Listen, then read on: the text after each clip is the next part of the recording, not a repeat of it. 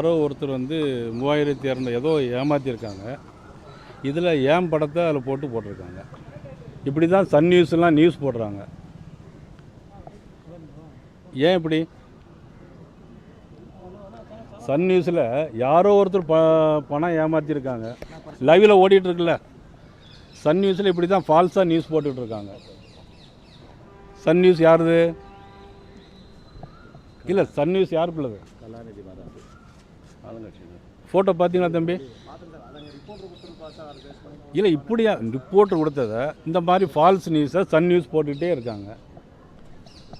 இதுதான் உங்கள் சன் நியூஸுடைய வேலையா? லைவில் போதா இல்லையா? எத்தனையோ கேஸ் இருக்குது நாட்டில். அதாவது 4 கோடி ரூபா பணத்தை வச்சுட்டு ஏன் கூட இருக்க மாதிரி நியூஸ் போடுறாங்க சன் நியூஸில். ஏன் இந்த மாதிரி ஒரு தவறான செய்தி போடுறீங்க? இதெல்லாம் பார்த்தீங்களா? நான் காட்டின பார்த்தீங்களா இல்லையா?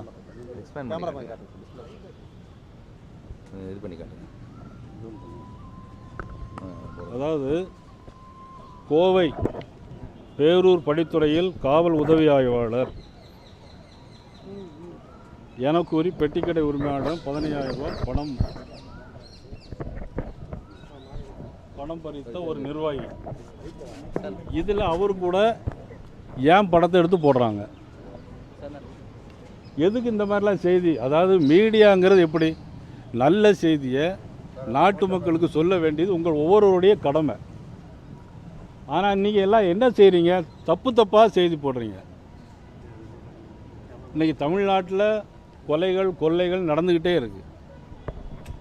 அதை பற்றி பெருசுப்படுத்துகிறதே இல்லை. ஆனால் 4 கோடி ரூபாய் செய்தியை 4 மாதமாக போட்டுக்கிட்டே இருக்கீங்க. என்ன காரணம் உங்களுக்கு? என் மேல் ஏதாவது காழ்ப்புணர்ச்சி இருக்கா?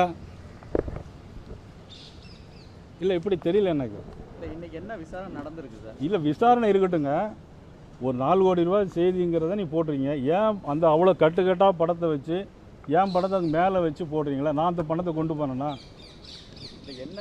இல்லை, அது பணம் இல்லை. நான் பேசுகிறத கேளுங்க. நீங்கள் அந்த பணத்துக்கு எனக்கு எந்த சம்மந்தம் இல்லைன்னு அப்போவே சொல்லிட்டேன்.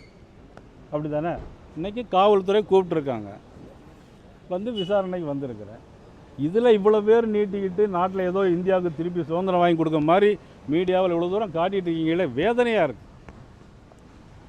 எவ்வளவு போதைப் பொருள் நடக்குது, எத்தனை பேர் செத்துருக்காங்க நாட்டில். ஏன் இந்த செய்தியெல்லாம் நீங்கள் போட மாட்டேங்கிறீங்க?